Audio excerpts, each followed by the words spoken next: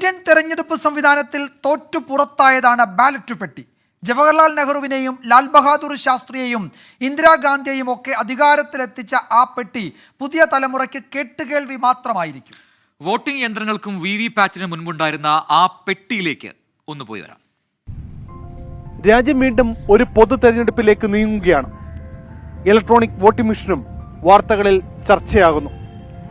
ആദ്യകാല തെരഞ്ഞെടുപ്പിൽ വിധി നിർണയങ്ങളെ സ്വാധീനിച്ച, വിധി പറഞ്ഞ ഒരാളുടെ കഥയിലേക്കാണ് ഇനി.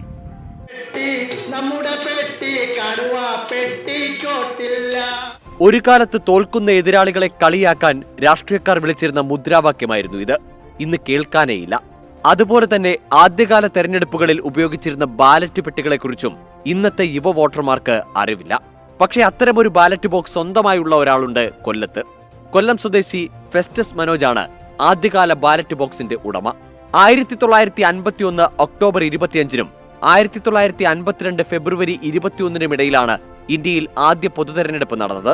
തെരഞ്ഞെടുപ്പിന് രാജ്യത്താകെ 12 ലക്ഷത്തോളം ഇരുമ്പ് ബാലറ്റ് പെട്ടികൾ ഉപയോഗിച്ചു എന്നാണ് കണക്ക്.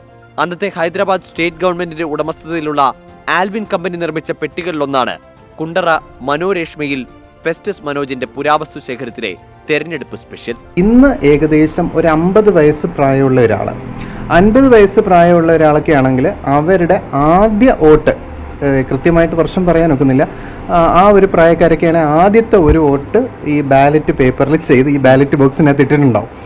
അതിനുശേഷം പിന്നീട് അവർ വോട്ടിംഗ് മെഷീൻസിലാണ് എല്ലാം ചെയ്തേക്കുന്നത്. ആൽവിൻ 1951 എന്ന പെട്ടിയിൽ രേഖപ്പെടുത്തിയിട്ടുണ്ട്. പുരാവസ്തുക്കൾ ശേഖരിക്കുന്നത് വിനോദമാക്കിയ ഫെസ്റ്റസ് മനോജ് എറണാകുളത്ത് നിന്നാണ് പെട്ടി സംഘടിപ്പിച്ചത്. രാജ്യം വീണ്ടും ഒരു പൊതു തെരഞ്ഞെടുപ്പിനെ നേരിടുമ്പോൾ മനോജേട്ടന്റെ കയ്യിലുള്ള രാജ്യത്തെ ആദ്യത്തെ തെരഞ്ഞെടുപ്പിന്റെ ബാലറ്റ് ബോക്സും വീണ്ടും സജീവ ചർച്ചകളും വാർത്തകൾ ഇടം പിടിക്കുകയുമാണ്. കൊല്ലത്തുനിന്ന് ക്യാമറാമാൻ രാജ് കിറിനൊപ്പം ആർ അരുൺ രാജ്, 24.